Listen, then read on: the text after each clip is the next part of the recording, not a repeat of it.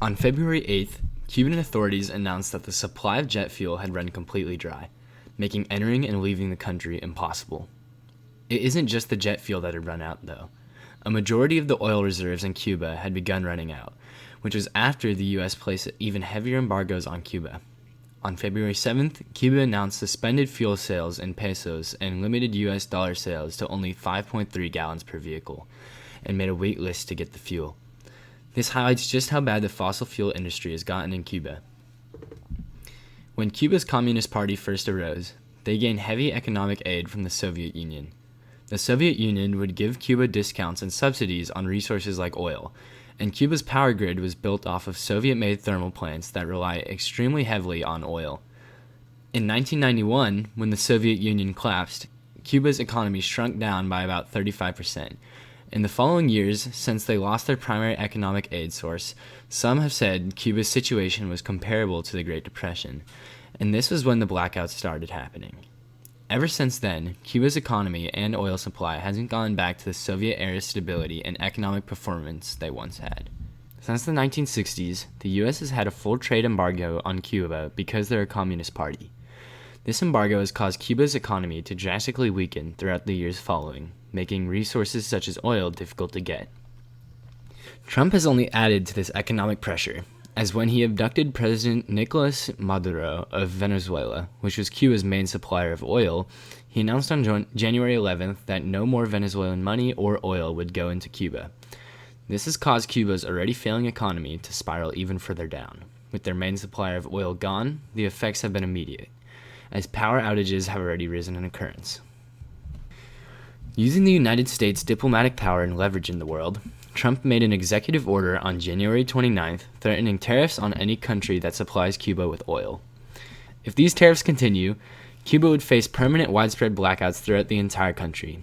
The economy would halt, and tourism, being a key part of Cuba's economy, would also halt, as flights to and out of Cuba would no longer happen. Trump has constantly brought up the idea of a friendly takeover of Cuba, using diplomatic and economic pressure to accomplish this.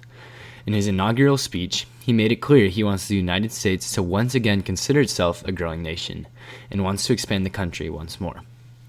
Trump's idea of a friendly and peaceful takeover is causing constant problems inside the country and is harming many innocent people living there.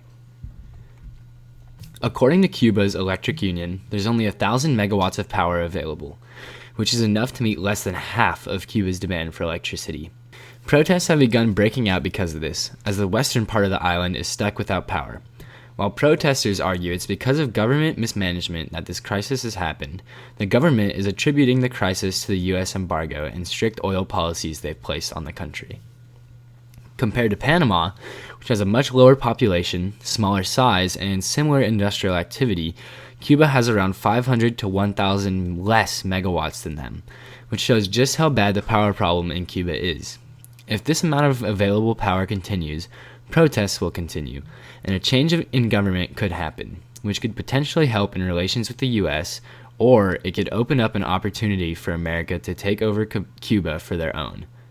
The citizens want freedom from both their government and America's. Now let's look at who's helping. China has begun helping Cuba with their power problem. They started to supply Cuba with solar panels so the country can start relying more on solar power instead of fossil fuels. This month, Cuba announced they've generated 900 megawatts of photovoltaic energy in one midday for the first time. Around 10% of Cuba's power has become renewable solar energy. Some solutions that I came up with were these. The threat of tariffs that Trump has placed on any other country that would be willing to help Cuba seems petty, unnecessary, and only for the U.S.'s gain.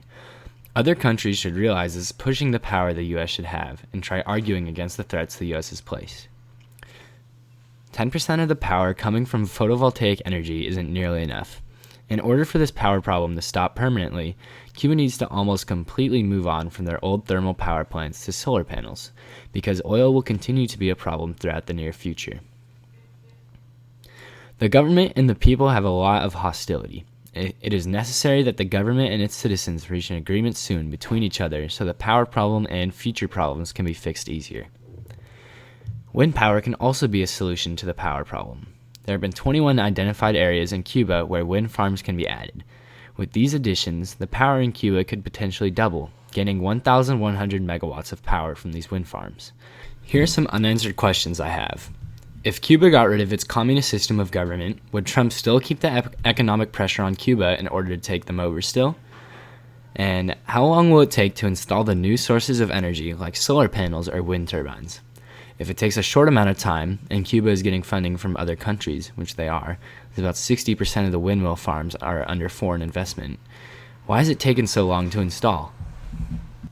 Thank you for watching and listening to this video. I hope Cuba's power problem is given more awareness.